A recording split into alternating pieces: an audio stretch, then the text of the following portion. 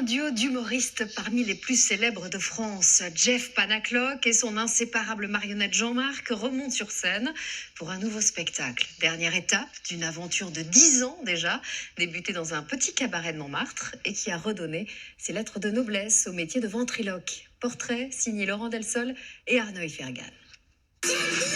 Jeff Panacloc et Jean-Marc sont inséparables depuis 18 ans. Mais aujourd'hui, l'humoriste nous rencontre seul pour évoquer les débuts de son aventure. Tout a commencé ici, dans ce magasin parisien pour magiciens. Il n'y était pas revenu depuis des années. C'est magnifique parce qu'en fait, avant, c'était dans l'autre sens. Je rentrais là. À 15 ans, Jeff y passait des heures. J'étais au fond. Je voulais devenir magicien, mais j'étais pas très bon en vrai.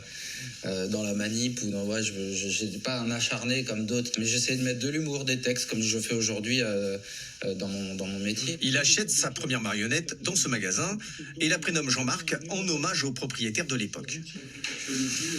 Ensemble, ils font leur première scène à Montmartre. Salut. Au cabaret chez ma cousine. Ça va? Il y rencontre Karine, chanteuse. Elle devient l'une de ses meilleures amies. Ensemble, ils travaillent ici pendant 5 ans. Voilà. Et voici Voilà ça. Jeff Panacloc. Généralement, on fait... Très vite, il abandonne la magie pour la ventriloquie avec son singe, déjà politiquement incorrect. Je montais comme ça et je faisais salut les Trouducs. Voilà. Et là, seul coup, paf, on t'écoute. Toute la répartie que j'ai, je l'ai appris ici, quoi. Vraiment, on est prêt à tout.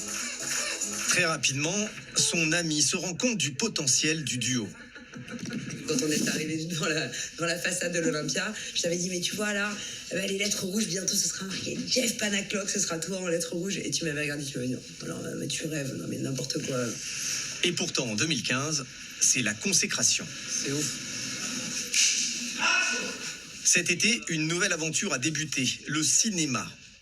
Jeff a dû combattre sa timidité pour mieux se révéler. Je me suis beaucoup caché derrière Jean-Marc, j'ai beaucoup travaillé le personnage de Jean-Marc et c'est la première fois qu'on me demandait de travailler sur moi, travailler sur mon personnage et des choses que je pensais savoir faire et en fait, ah non mais là tu joues trop, tu joues pas assez, voilà. Mais ce qu'il aime par-dessus tout, c'est la scène. Son nouveau spectacle, Adventure, fait vivre 3 nouveaux personnages. Et coucou. Salut mon petit, salut le grand con. L'un d'eux est le fils de Jean-Marc. Il a dit quoi là? Il a dit grand con je crois. Pourquoi il m'appelle comme ça? Papa, il a dit sois gentil avec le grand con qui va te poser des questions. La ventriloquie était considérée comme ringarde. Jeff Panacloc a réussi à la remettre au goût du jour. Voilà, c'est la fin de ce journal. À 18h sur LCI, Canal 26, Amélie Carrouer reçoit le professeur Eric Combe de la Pitié-Salpêtrière dans l'émission En toute franchise. Sur TF1, dans un instant, Reportage découverte va vous faire vivre le quotidien de ceux pour qui nos vacances sont un travail. Ils sont guides touristiques ou encore agents de voyage.